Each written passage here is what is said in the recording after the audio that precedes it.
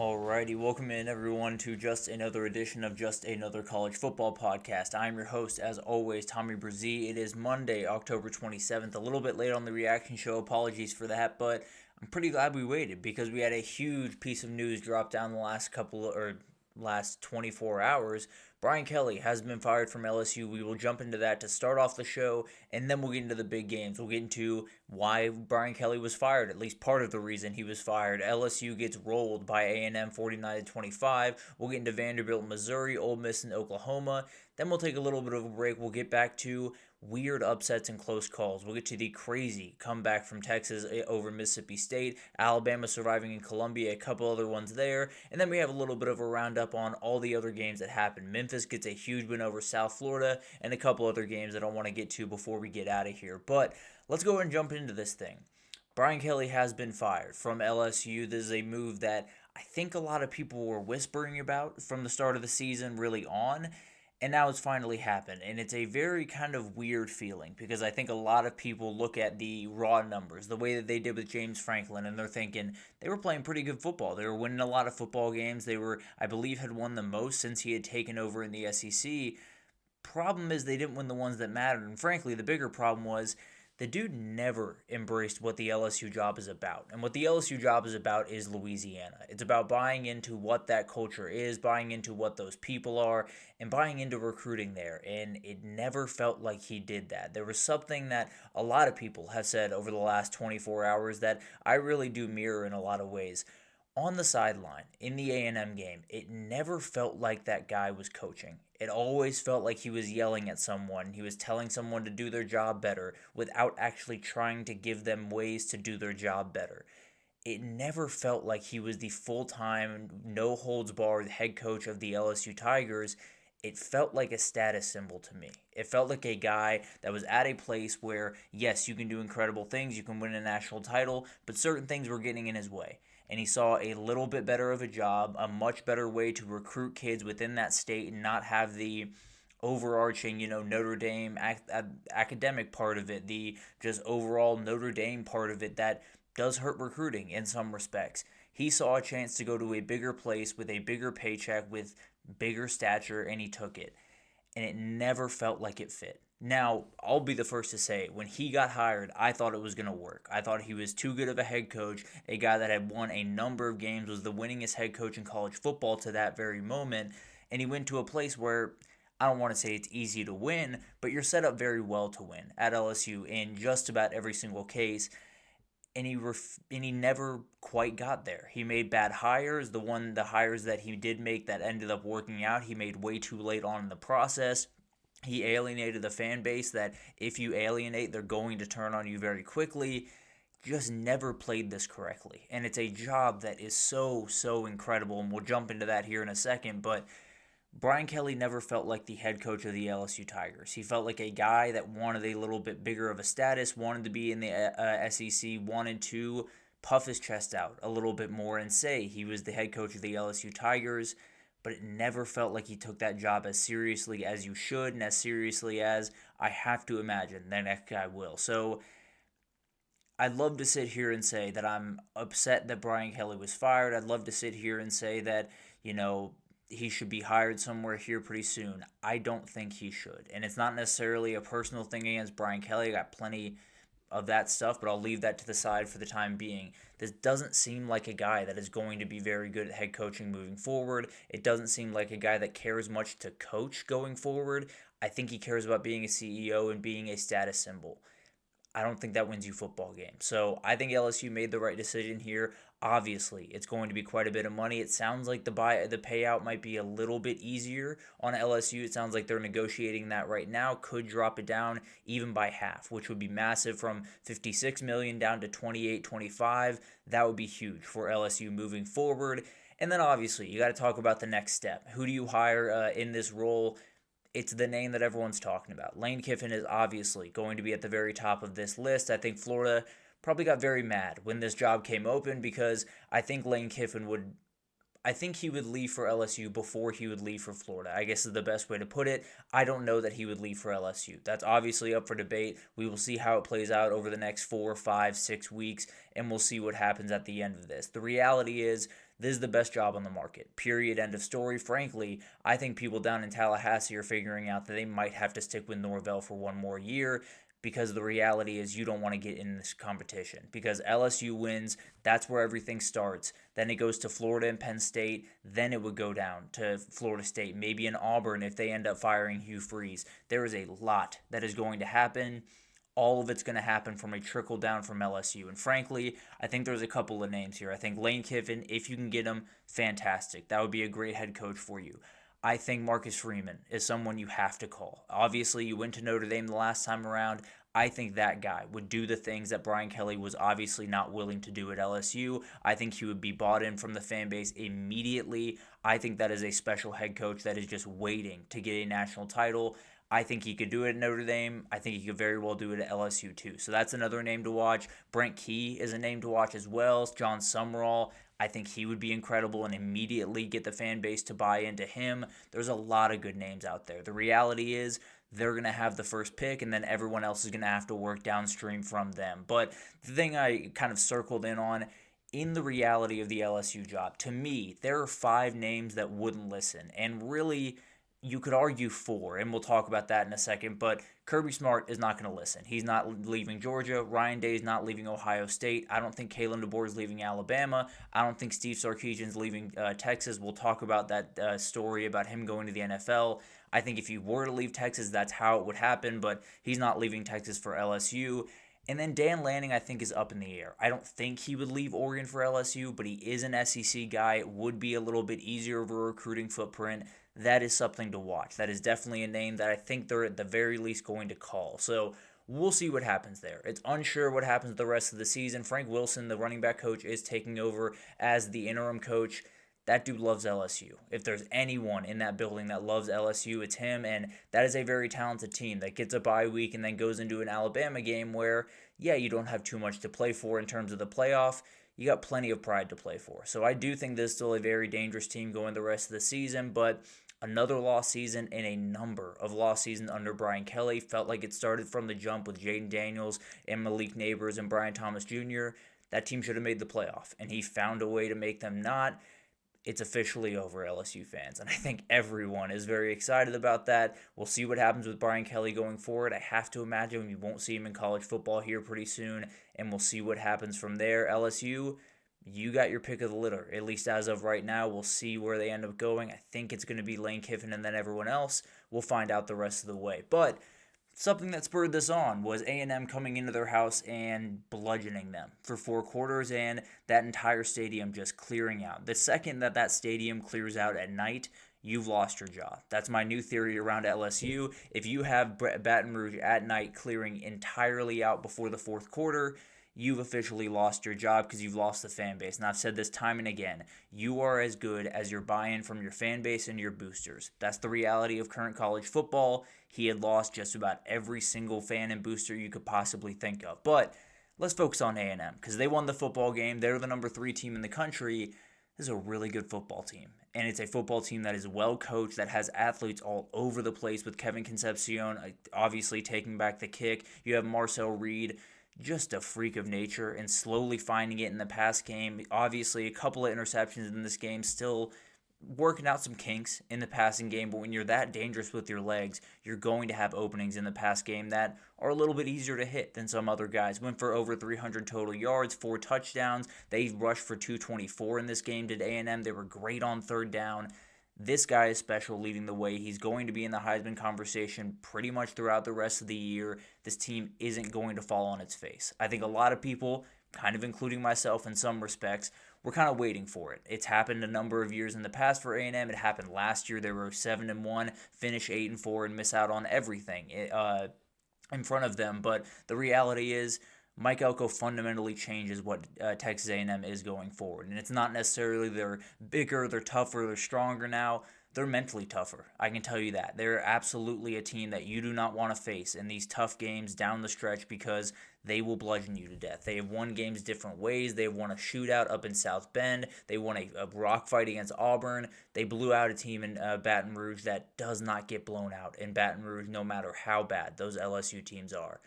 A&M's a really good football team. There's really not much more to be said. We'll see what happens the rest of the season. They have a lot still to play for, and they got some big-time games coming up. Missouri this upcoming weekend, or I believe they do have a bye before Missouri, if I'm not mistaken. But Missouri coming up, Texas at the end of the year.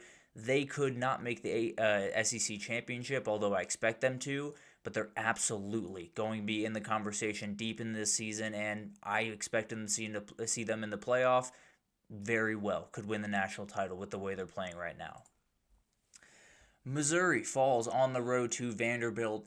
This Vanderbilt team is so impressive to me because they don't have to be impressive. One of the big-time things that happened with college football teams that are kind of ascending throughout a couple of years, let's say with Vanderbilt in this example, when they played Alabama, they had to play pretty perfect football, particularly on the offensive side of the ball. They had to play nearly perfect football to win that football game. They've had to do it pretty much every year prior to this one.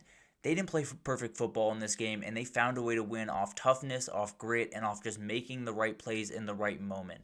That is what Vanderbilt is right now. It's just a good football team. There's no gimmicks about it. There's no little side roads that they're taking. They are as good as anyone in this conference, and they are absolutely someone that can go into the SEC championship and get a big-time win. They're a super dangerous team. Now, Diego Pavia was far from perfect in this football game, and a lot of people are clowning him for saying, I should be the Heisman Trophy winner after the game. I tend to disagree with him. All that being said, that confidence is a huge reason why they won this football game, because no matter the score, no matter the circumstance, no matter how many yards they have on the day, no matter how well that offense is playing, they walk out on the field, they see number 2, and they say, we have a shot to make this happen. That is a huge difference maker for a team that, just on paper, is not as talented as a lot of the teams they're going to play, even going forward with Tennessee and Texas still coming up. They're not as talented as Texas. They have a quarterback that gives them the ultimate amount of confidence, and they execute at a ridiculously high level. They deserve all the respect in the world for that. On the Missouri side, Bo Pribula did go down in this game. I don't know how much it impacts the outcome of this game, but Matt Zollers played really good football. Was really impressed with what he did on the road in a very, very tough spot. He played really good. I'm not confident he can beat A&M this upcoming weekend, or again after a bye. Can't quite get that straight in my head right now, but at the end of the day, I'm not sure he can win that A&M game. It doesn't sound like Bo Pribula is going to be back until a possible CFP berth, so we'll figure that out as it kind of unfolds. But at the end of the day, you gotta still feel okay if you're a Missouri fan. I get this season looked really good, and it looked like everything was moving in the right direction. Ahmad Hardy was playing great football. You have the 2 edge rushers in Zion Young and Damon Wilson playing elite, and they played elite again on Saturday. And you have a shot in every game that you're going to play going forward, mainly because of those 2 guys. But at the end of the day, this is still a program heading in the right direction. You are going to have to fight off your head coach from a number of other programs. So that is going to be the thing to watch around Missouri. Still very much alive. There's no doubt about that. But I do want to point out something around this Missouri football team. If you can keep Ahmad Hardy under 5 yards per carry, which sounds crazy because that is a really, really good yards per carry, even if you go 4.5, very productive day, you can beat this football team. And it's just the plain simple fact that it doesn't mean he won't be productive. He is going to be productive. He is as good as you will find in the entire country when it comes to running backs. He won't break the game if you keep him under 5 yards per carry. If you keep him from those 15, 20, 25-yard chucks, I believe his longest run in this game was 17 yards. So you had the ability to at least keep a cap on what Ahmad Hardy could do, and that keeps you in football games. When you're playing Missouri, that's something that A&M is going to try to do with Cassius Howell and all the beasts they have up front. That is something to watch going forward. If Ahmad Hardy gets 20 carries in a game and he doesn't get over, let's say, 120, 125, you're probably in pretty good shape against this Missouri team, not because they're bad passing the football, but because now you have a younger quarterback and you had a guy in Bo Pribula that just fell a little bit short when that was fully put on his shoulders. But that being said, the Vanderbilt defense deserves all the respect in the world. It's far from a perfect group, but they play really fast, really physical, and they don't make a ton of mistakes. They don't allow those huge plays down the field that totally change the complexion of a game because they know their offense is a little bit grind you out. So you can't necessarily go down 14 points and then ask your offense to find your way back into the game. You got to be able to control, and the best way to do that is to avoid those game-changing plays. Now they move forward, and there is a path to 11-1 and 2 in Atlanta. They go to Texas this upcoming weekend, possibly without Arch Manning. We'll talk about that here in a second. Auburn, Kentucky, and then at Tennessee to finish it. They can win all of those. They could also lose to Texas and Tennessee and fall short of the CFP and fall short of the SEC championship. It's a very, very good football team. I don't expect them to fall in both those games. I expect them to be in the CFP. A lot is still on the table, and they have to continue to execute. There's been some cracks that have shown over the last couple of weeks. That Texas defense is going to come ready to play, especially after the performance they put on this last weekend. It is going to be a fight the rest of the way, but I love this Vanderbilt team, and there is no reason to believe they will not be in the CFP at the end of the year. For Missouri, you're in it. There's no doubt about that. You do get a bye before A&M, which is massive. It does sound like it's going to be Matt Zollers in that game. Very talented kid. If you can get that kid up to speed, he can do some incredible things in that game. Then you got Mississippi State, Oklahoma, and Arkansas. I think 9-3 would be incredible. I think 8-4 is probably what I expect the rest of the way from this Missouri team. Really like what they're building up there, and as long as Eli Drinkwitz is there for 2026, I have all the confidence in the world there's going to be another CFP contender.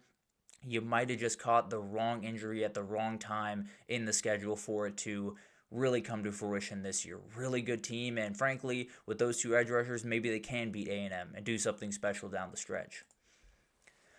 And then Ole Miss gets a big-time win over Oklahoma, 34-26. They keep doing it. They keep doing the thing whenever you think that this team might take a small step back offensively. They might just strip up just a little bit. And this Oklahoma defense, it's a good group. There's no question about that. Now, maybe not as elite as some were talking about early on in the season, including myself, we're talking about early on in the season, but Ole Miss just executed at a ridiculously high level.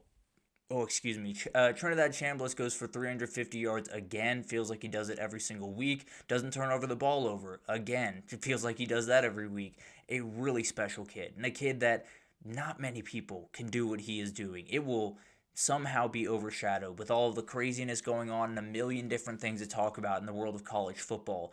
This kid came from D2 and is playing in the SEC week over week and just dominated a Brent Venables defense that is not bad. I can promise you that. Now, might not be downright elite, is plenty good. And I think the special thing about this Ole Miss team compared to last year, I think that's what everyone's trying to figure out, is I don't think this team is as rawly talented as the one last year was for Ole Miss, but I think it's a better team, and we're trying to figure out how that's the case. First of all, Keywan Lacey is as huge of a player as you will possibly find in the country. He has been massive for this team. He had 78 yards in this game. They were a huge 78 yards, and he was a massive player for them. Winston Watkins, a true freshman, just coming alive for 111 yards. Harrison Wallace has gone for 100 yards in the past. Caden Lee, the most experienced and maybe the best NFL prospect among this wide receiver group. Deshaun Stribling, Deuce Alexander, Daquan Wright. There's so many guys to go after. When you look back at last year, it felt like if Trey Harris wasn't going, then this offense wasn't really going in the pass game. Now, they had dudes. It's not to say they didn't have any options outside of him.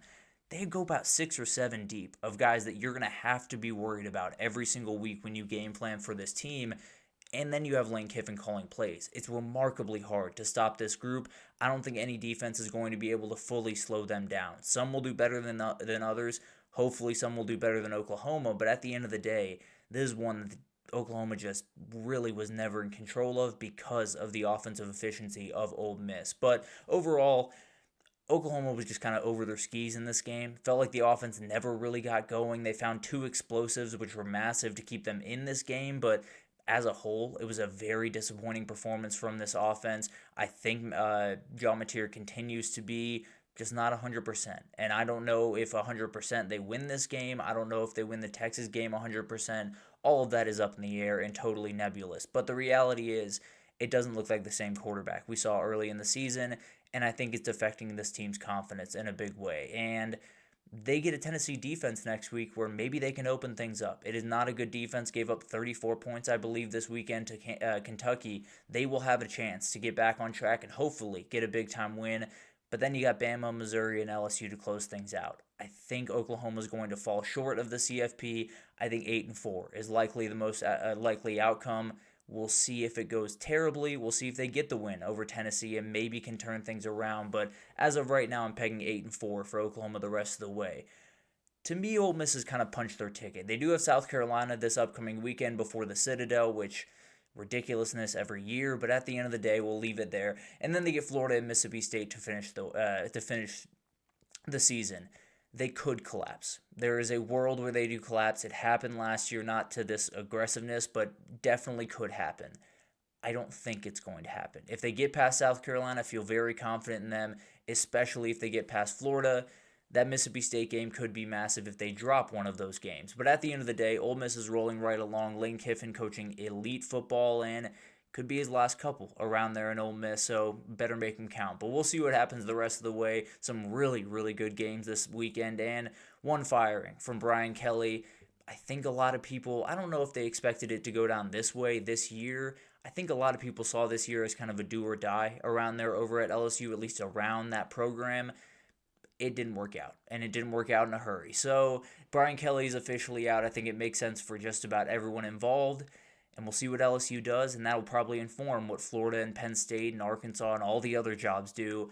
And we'll talk about it all a little bit more depth, probably on Thursday, get into all the coaching openings. Maybe another one opens before we talk then. So a lot that will happen. I promise you we'll cover it. But let's take a little bit of a break here. When we come back, we had some upsets, and we had a lot of close calls that we'll talk about right after this, so stick with us.